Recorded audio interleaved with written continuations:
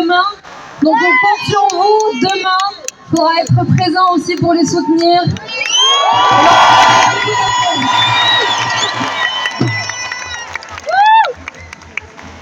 On veut absolument commencer par vous dire que tout ceci ne peut pas se faire sans garder l'esprit et les yeux rivés vers Gaza.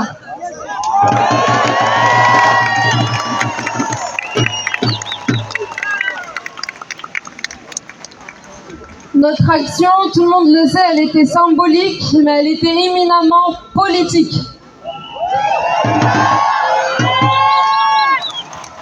Notre action visait à d'abord, bien entendu, livrer de l'aide humanitaire à Gaza, du moins ce qu'on pouvait au maximum faire avec ce bateau, mais aussi et surtout à dénoncer le blocus et à le briser.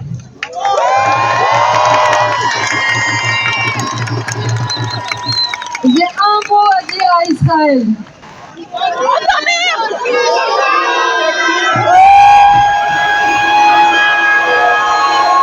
Le prochain bateau est bientôt prêt à partir.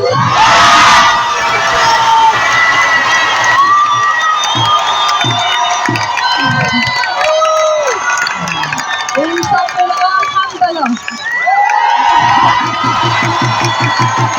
Et il y aura autant de bateaux que nécessaire pour briser ce blocus.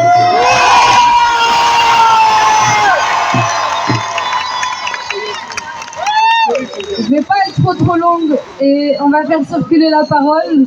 Je suis avec Reva avec qui on était sur le même vol et Baptiste qui était tout au long aussi avec nous.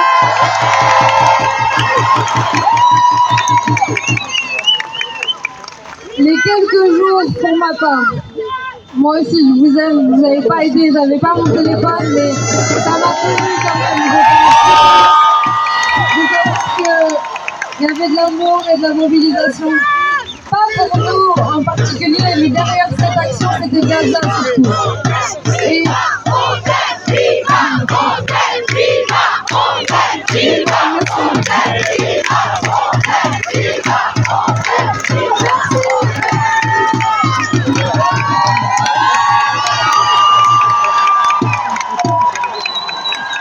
à travers cette action, et ce qui s'est passé ensuite, les quelques jours de détention qu'on a eu, en tout cas pour ma part, j'ai eu une grosse pensée, je vais pas pleurer, pour les Palestiniens, les 10 000 Palestiniens, prisonniers politiques, que ce soit via la détention administrative, ou via tout le procédé de l'arsenal colonial qu'il y a en Israël contre les Palestiniens, les militants et les militantes palestiniennes. Et une pensée pour Jacques Ibrahim Abdallah dont je vois là.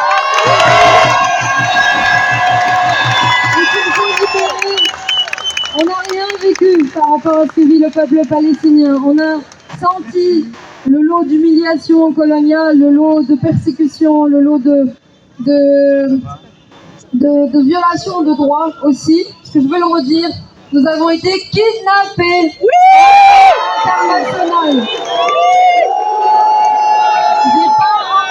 J'ai pas encore toutes les mises à jour, mais j'ai cru comprendre que la France avait hésité à réagir. Eh bien, je peux vous le confirmer, ça a été confirmé aussi par le consul qui est venu nous rendre visite. Nous avons été interceptés et kidnappés en eau internationale.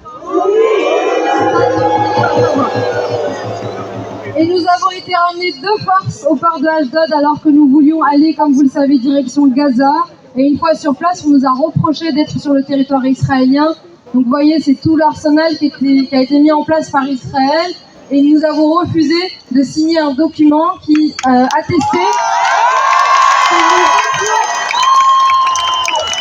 le document que nous avons refusé de signer attestait que nous étions rentrés de manière illégale sur le territoire israélien. Et sciemment, politiquement, nous avons refusé de le signer pour dire que ce n'était pas notre choix d'arriver à Ashdod, que nous avons été kidnappés et ramenés de force sur ce territoire, alors que nous, notre destination était celle justement de la bande de Gaza. Donc ça, c'est extrêmement important de le rappeler, et c'est la raison pour laquelle nous avons été détenus tous ces jours. Voilà, je ne vais pas être beaucoup plus longue, je veux aussi remercier ma famille politique.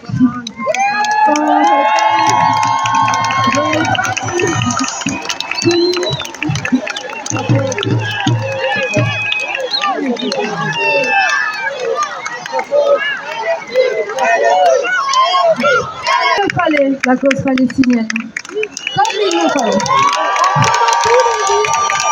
En prenant tous les risques de diabolisation, de persécution, et vous avez vu le prix que chacun et chacune a payé en portant cette cause palestinienne. Certains ont été attaqués personnellement jusqu'à aujourd'hui. Ils ont été ciblés, etc. Mais je veux juste dire un mot sur le coût politique que ça a été pour la France Insoumise et pour chacun d'entre nous de porter comme il le fallait cette cause palestinienne et qu'il faut encore porter au regard de tout ce que vous savez sur la bande de Gaza et ce qui se passe en Cisjordanie jusqu'à la libération du peuple palestinien.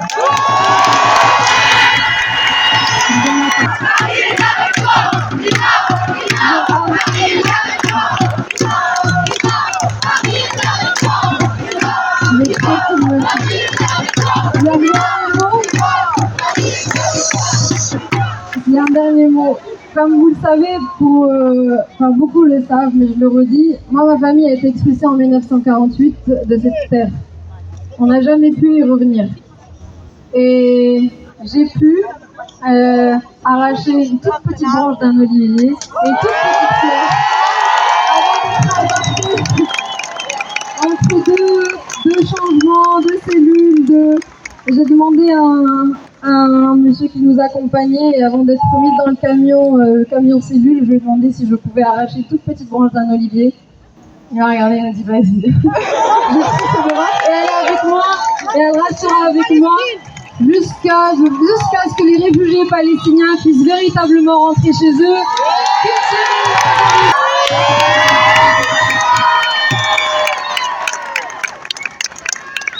Sur notre petit bateau, on pensait que c'était quelque chose de petit, quelque chose de symbolique. Un peu de riz, un peu de farine, un peu d'aide médicale et surtout beaucoup d'amour.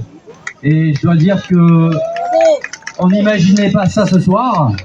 Et on se rend compte que quand on fait tous et toutes quelque chose de symbolique, ça dépasse le symbolique, ça devient magique, ça devient puissant. Et avec ça, on peut tout transformer. Alors, je vous remercie énormément.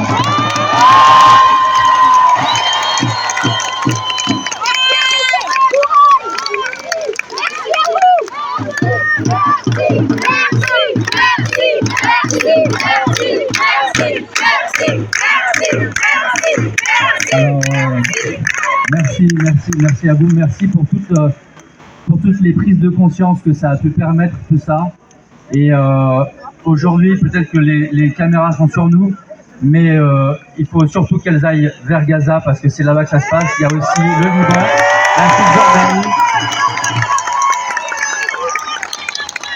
Et tout ça, il ne faut pas qu'on oublie que c'est aussi à nous tous et toutes, c'est notre faute parce qu'on a laissé s'installer dans nos sociétés des modèles expansionnistes qui sont délétères et qui sont fondés sur le racisme notamment.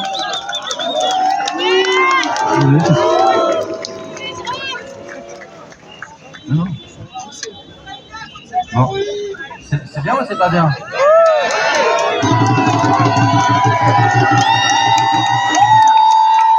Alors je nous souhaite à tous et à toutes de trouver des points de convergence plus que de divergence. Et j'en connais un qui est magnifique et qui nous rendrait capables de tout. Ça s'appelle l'amour et je nous en souhaite en abondance.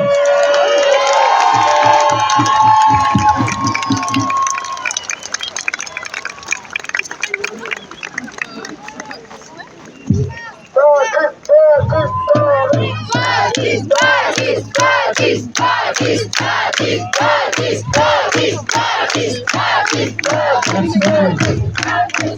Je vais essayer de faire court, mais j'ai deux messages pour vous ce soir.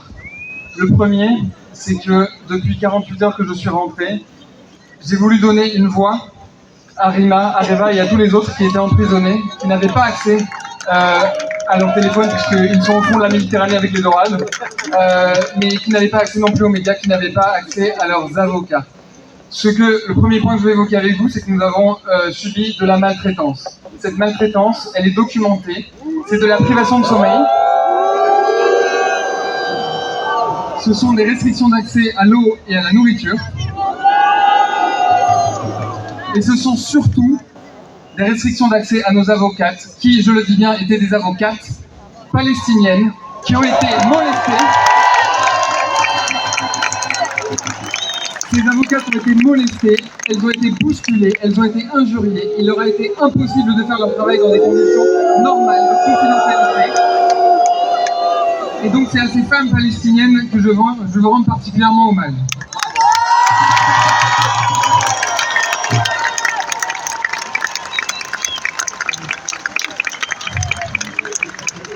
Le deuxième point, ouvrez grand les yeux, c'est pas très gros, mais ce sont deux choses que je vous ai ramenées du bateau. La première chose, c'est que nous avons passé 18 heures dans la coque, dans la soute du bateau avec mes collègues, avec une quinzaine de soldats israéliens qui étaient sur le pont et qui nous pointaient leurs fusils pendant 18 heures d'affilée. Avec mes collègues, nous savions exactement à quoi allait ressembler le sort du Madeline, de ce magnifique voilier, qui, comme tous les autres bateaux des précédentes flottilles, terminera coulé, détruit ou vendu à un cynique milliardaire qui n'aura que faire de sa destinée. C'est la raison pour laquelle, malgré la menace des soldats israéliens, on a pris nos tournevis et on a décidé de vous ramener ce soir des petits morceaux du Madeline.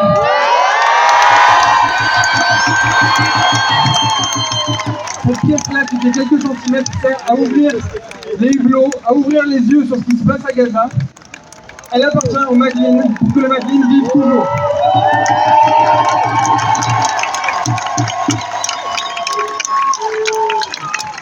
La deuxième chose que je vous ai ramenée ce soir, elle était dans les tonneaux que nous n'avons pas pu délivrer aux Gazaouis. Elle était dans les tonneaux que nous n'avons même pas pu larguer à la mer car ils nous ont interceptés bien trop loin des courants et des vagues qui les auraient apportés spontanément sur les rivages gazaouis. Dans ces tonneaux, comme vous l'a dit Reva, il y avait de l'aide alimentaire, de l'aide médicale en quantité modeste mais extrêmement symbolique et extrêmement puissante. Il y avait aussi des dessins du monde entier, faits par des enfants. Celui que j'ai, je l'ai récupéré, il a été déchiqueté par les forces israéliennes lorsqu'ils ont fouillé à plusieurs reprises nos affaires. Il est écrit sur ce dessin une phrase très simple. Du ciel tombe la pluie, pas les bombes.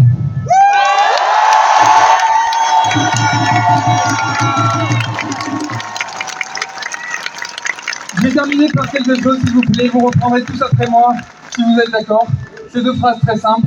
Liberté pour la flottille, liberté pour la Palestine. Oui, liberté pour la flottille, liberté pour la Palestine, liberté pour la flottille, liberté pour la Palestine, liberté pour la flottille, liberté pour la Palestine, liberté pour la flottille, liberté pour la Palestine, liberté la flottille, liberté la Palestine, liberté la flottille, liberté la Palestine.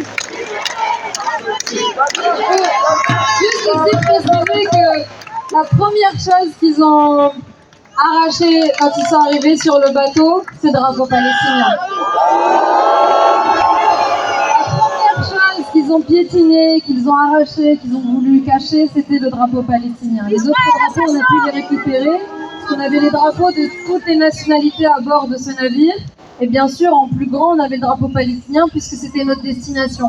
C'est la première chose qu'ils ont arrachée en montant sur le bateau. Et les vidéos que vous avez vues, je tiens à le dire, les vidéos que vous avez vues où vous distribuez des sandwichs,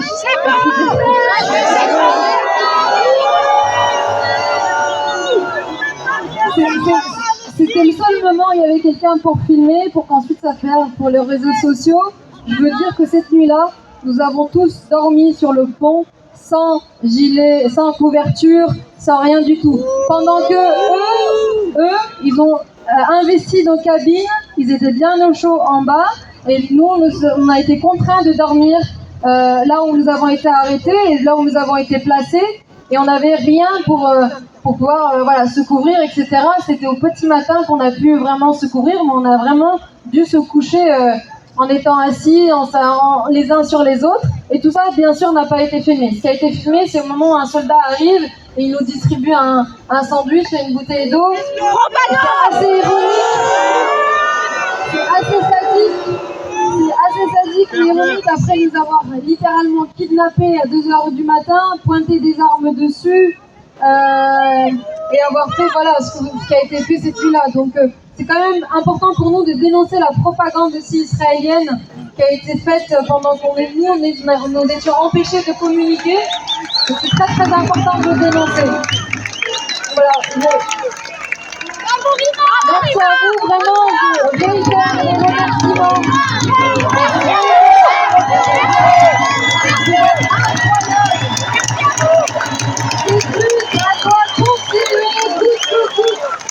La lutte palestinienne doit continuer coûte jusqu'à la libération du peuple palestinien. Ça ne sera pas un énième épisode sur lequel nous avons eu des mobilisations. Ça ne sera pas un énième épisode sur lequel on aura mobilisé un peu de gens par-ci, un peu de gens par-là. C'est l'épisode ultime. Jusqu'au bout, je vous rassure. Merci infiniment. L'association qui défend le journalisme digne de ce nom. Il me revient la tâche difficile ce soir, de parler après les passagers qui sont revenus, et de parler d'un passager qui n'est pas là. Je vous demande